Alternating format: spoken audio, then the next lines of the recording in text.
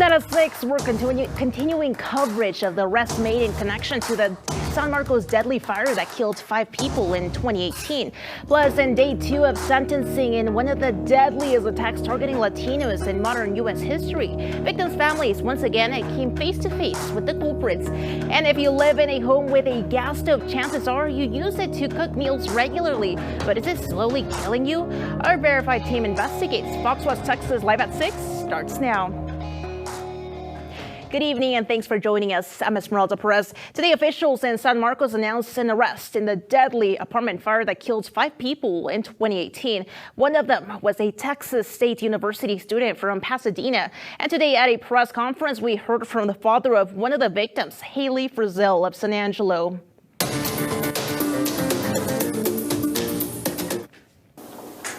On July 20th, 2018, my son called me and my wife at 5 a.m.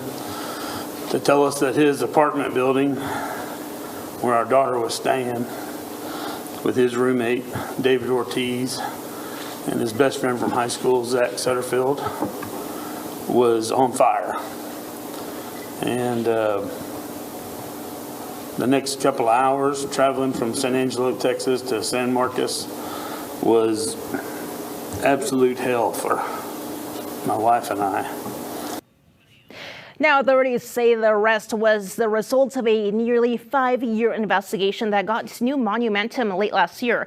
The San Marcos Fire Department chief also thanked families for their continued faith, trust, and patience as they had to go without answers for all that time. Now, here's Jason Miles from our Houston sister station with more on today's press conference. Dad David Frizzell wore a photo of daughter Haley during a news conference today in San Marcos. 5 a.m. phone calls are terrible. He recalled the morning he learned Haley was missing after this devastating fire at what were the iconic Village apartments. Going to every emergency room, going to every hospital, begging for Jane Doe to be your daughter is a absolutely horrendous experience. 19-year-old Frizzell and 4 others died in the blaze, including 21-year-old David Ortiz of Pasadena, then a student at Texas State University. Investigators say the deadliest fire in San Marcos' history was intentionally set, allegedly by 30-year-old Jacoby Ferguson, who was arrested Wednesday on what would have been the 25th birthday of one of the victims. What a blessing. And we're eternally grateful for all of those that kept looking and kept re-looking. Officials credit a fresh set of eyes by the likes of the Texas Rangers and ATF with helping to identify Ferguson, who lived at the San Marcos apartments at the time, although they're not discussing a possible motive. We have steadfastly maintained to ourselves, the victims and their families, and to our community that we believe this case could be solved. Members of David Ortiz's family started a foundation in his memory which awards scholarships and smoke detectors to Pasadena Memorial High School graduates who attend Texas State. His father told me news of an arrest brings some solace, but the tragedy is still too emotional for him to talk about. Suspect Jacoby Ferguson is charged with arson causing bodily injury or death, not murder, because officials say it would require prosecutors to prove he set the fire with the intent of killing someone. He's being held in the Hays County Jail on a $250,000 bond. An early morning fire destroyed the Dora Roberts Community Center in Big Spring on Saturday, and now fire officials believe the cause of the blaze was arson. The Big Spring Fire Department made the announcement earlier today. The fire totaled the building, which was a place for seniors to eat their lunch, along with weddings, parties, and other types of events. Our sister station in Midland was told the center is going to be out of commission from anywhere between a few months to even a year. If anyone has information on who might have caused the fire, they're urged to call Big Spring Crime Stoppers. A 26-year-old motorcycle rider was killed in a crash this afternoon in Abilene. It happened at the Old Anson Road and Loden Street intersection. Now, the Abilene Police Department said the crash happened a little before 1:30 p.m. When officers arrived, they found the rider lying in the middle of the road next to his motorcycle. The man was identified as Nathaniel Wayne Ralph. He was pronounced dead at the scene. The crash is still being investigated. We will bring you updates as more information becomes available.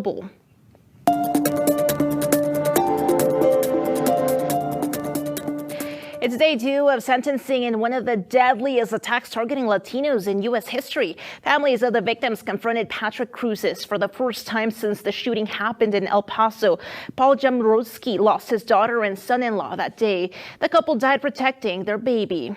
Sit through and be in the same courtroom with the person that killed your family member is hard. It's very, very hard. And you sit there and you think, man, if you didn't do what you did, I'd have my child, in thug record. Once families and survivors finish giving their statements, Cruces himself is expected to speak. Then a judge will officially sentence him. Prosecutors are seeking dozens of consecutive life sentences. Cruces pleaded guilty to killing 23 people and wounding 22 others to avoid the death penalty. Now to a bombshell revelation in the case of Rudy Farias. Houston police say his mother's story is unraveling and her deception has been exposed. Investigators now confirm that Rudy Farias ran away when he was 17 years old, but he came home the very next day. From that day in 2015, his mother, Janie Santana, insisted Rudy was missing right up until he was found sleeping outside a church last week. Detectives say they interacted with Santana and Farias several times in the early stages of the investigation, but she and her son used fake names and birthdays to throw them off. When they intervened Rudy yesterday, an activist was in the room with them. Now, they claimed Farias suggested he'd been sexually abused, but the Houston police seemed to dispel the allegation. I interviewed him, and no, there was no. I'm trained to listen for probable cause. I'm trained to listen for statements that can help me get charges or move forward with a case. And no, there was no statements made during this investigation so far. Rudy Farias is back living with his mother right now by choice. And while it is illegal to give police officers a fake name, the DA is not bringing any criminal charges until the investigation is over. Time is running out for Texas lawmakers to reach a deal on property taxes, one of the main reasons he called for a second special session. Now, Republican proposals include a mix of increased homestead exemptions, school district payments, and business tax reductions.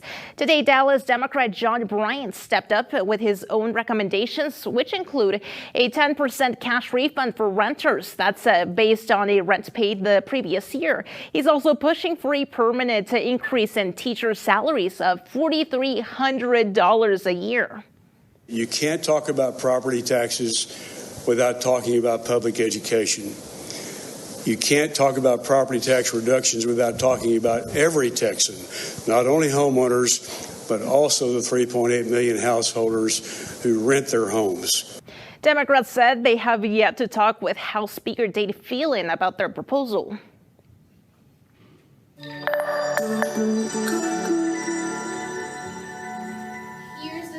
In the Concho Valley, we are seeing quite a few clouds in the sky, but otherwise looking to stay dry with those streaks of sunshine across the Concho Valley. Now, along that I-10 corridor, we are seeing some isolated thunderstorms developing. Right now, no severe weather chances expected. Just those isolated sprinkles getting into portions of Kimball and Sutton counties. We'll be keeping an eye on that over the next couple hours, but it's mainly looking like after sunset, we'll start to see that rain dissipate and those skies clear as we get into the evening. Temperatures looking to dip into the low to mid 70s. I'll have a quick look at the weekend ahead coming up later on in the show, so make sure you stick around.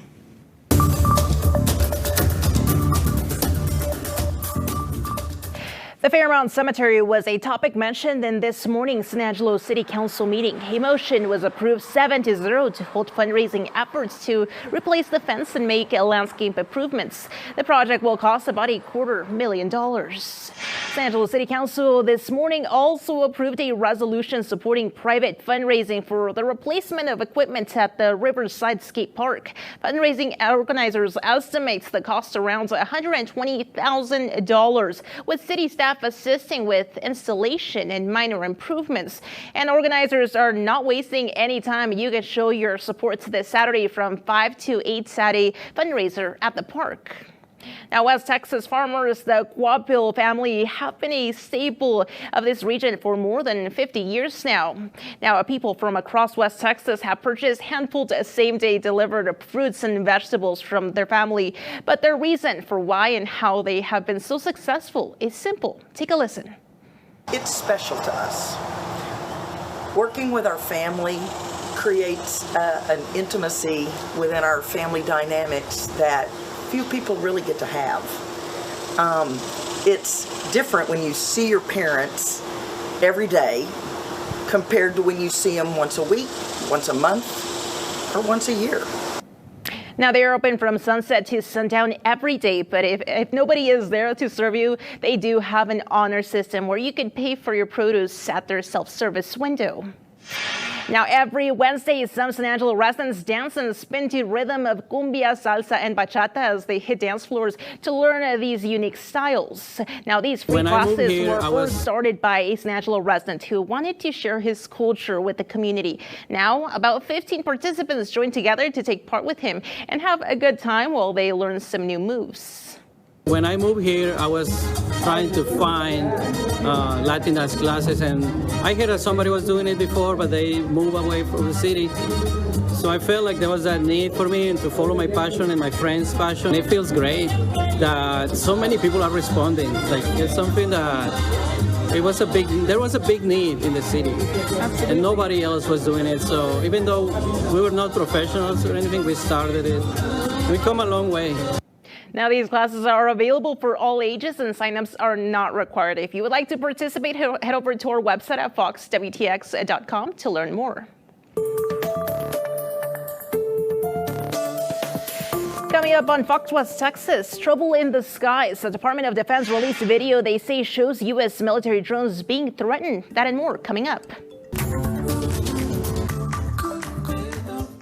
The U.S. says Russian air forces are threatening U.S. military drones over Syria as tensions tighten in the region. Now, the Department of Defense released drone video today, meaning to show 3 American MQ-9 Reaper drones being engaged by 3 Russian fighter jets. According to the military, the harassing maneuvers took place during an operation Wednesday targeting ISIS in Syria. The video is also set to show the Russian aircraft deploying parachute flares in the fight to path to the American drones, forcing the U.S. to conduct dangerous evasive maneuvers. Ocean Gate Expeditions says it's suspending all operations indefinitely. The company is halting all of its exploration and commercial operations. This following the catastrophic failure of its Titan submersible in late June. The company had previously offered expensive tickets to visit the ocean floor and with the wreck of the Titanic. Former President Donald Trump's valet Walter Nada has pleaded not guilty in connection with the Mar-a-Lago classified documents case. Now, Nada, a co-defendant in the case, is charged with conspiring with Trump to conceal the records the former president took after he left the White House. Trump pleaded not guilty last month to dozens of felony counts after more than 100 classified documents were recovered from the Palm Beach mansion.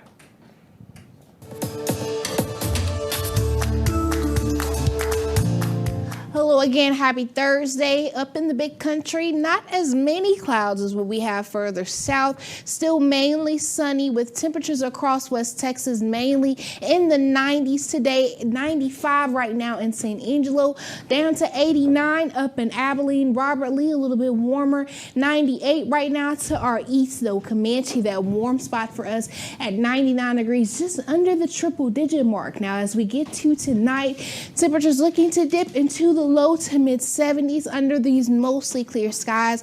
Expecting a low around 72. Those winds coming from the southeast going to be just a tad breezy from 10 to 15 miles an hour. Sunset looking to be just before 9 p.m. tonight. Tomorrow looking to rebound back to the mid to upper 90s for most of us. Colorado City looking to get up to 100 though. 98 going to be the high tomorrow in San Angelo. 95 looking to be the high in Abilene. And as we look look towards the weekend, looking to see the return of those triple-digit temperatures. Saturday hitting 100 even. By Sunday, starting to get around 102, between 100 and 105 is where we're going to see those temperatures peaking. And then Monday, actually looking to get up to 105, almost 10 degrees above the average high for this time of year. That's thanks to the fact that we have this upper level high developed right to our west right now.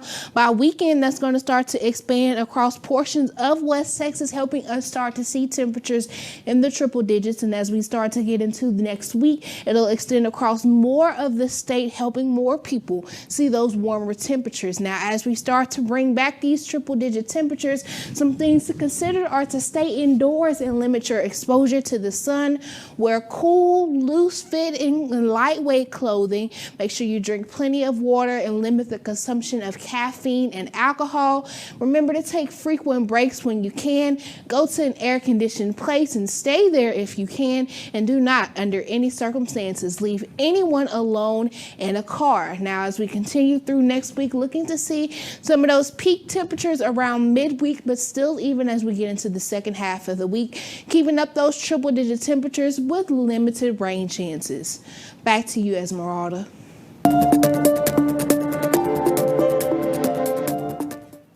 A new study out tonight reveals what could actually be in your tap water and could be harmful to your health.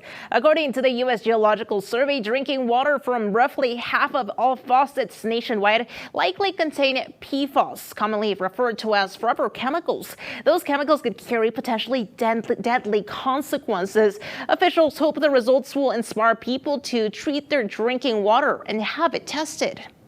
It may take 10 years almost to remove half of what you've been exposed to. It can cause like cancer, it can cause immunity problems, it can cause liver problems, it can cause kidney problems. The study looked at water samples from taps in more than 700 locations. Samples were taken between 2016 and 2021. Higher amounts of PFAS were found in city faucets.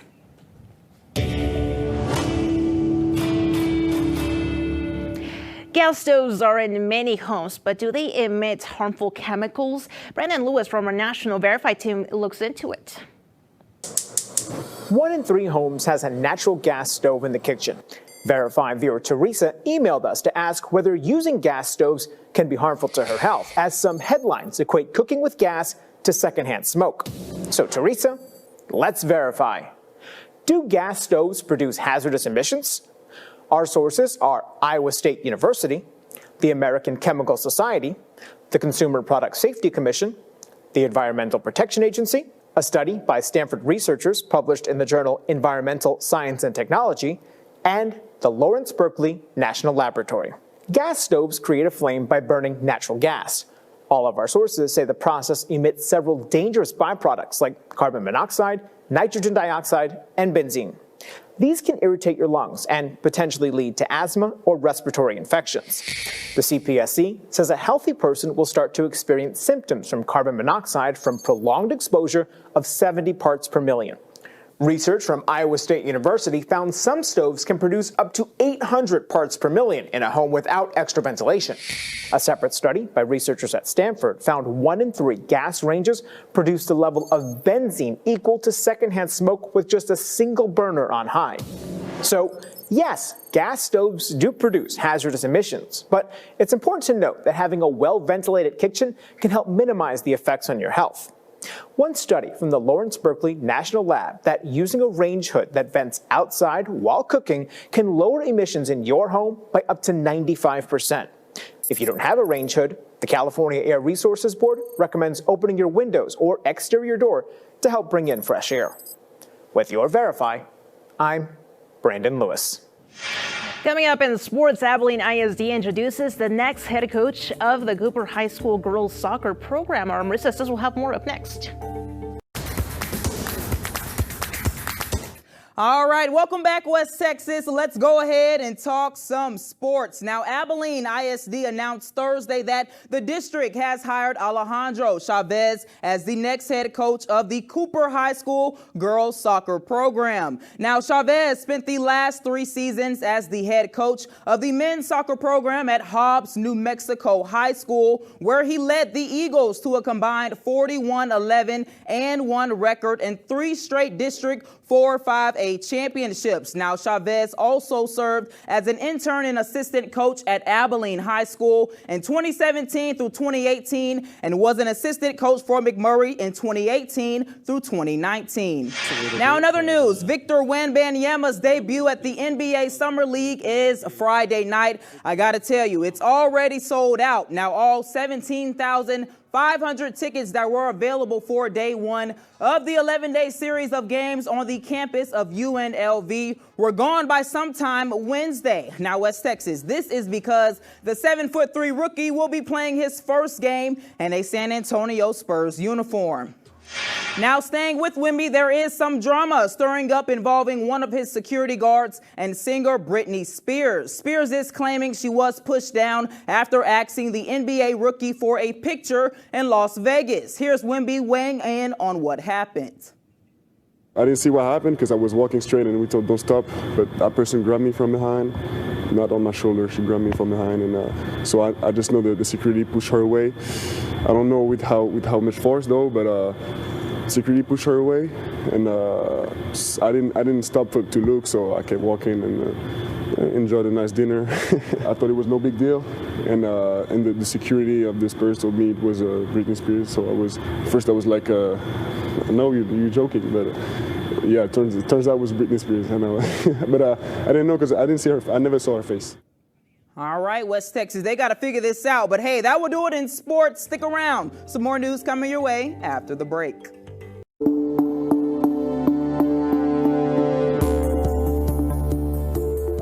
And a California brother and sister dance duo are taking the internet by storm with their dance moves. Now, 10-year-old Andy and 8-year-old Melanie are a dynamite duo with a love and talent for dancing that their mom says started at their father's wedding. Mom and Carla says she started posting videos to show them off and how proud she was. And now those videos are getting noticed, with some event organizers even offering to pay the siblings to dance at rodeos. Look at those dance moves right there. I wish I could do that. That's brother, way better than me at 10, that rhythm right there. Look at that. Old. That is skill right there. If you have siblings with rhythm, you are blessed. Thank you so much for joining us here tonight on Fox West Texas, live at 6. Have a good night.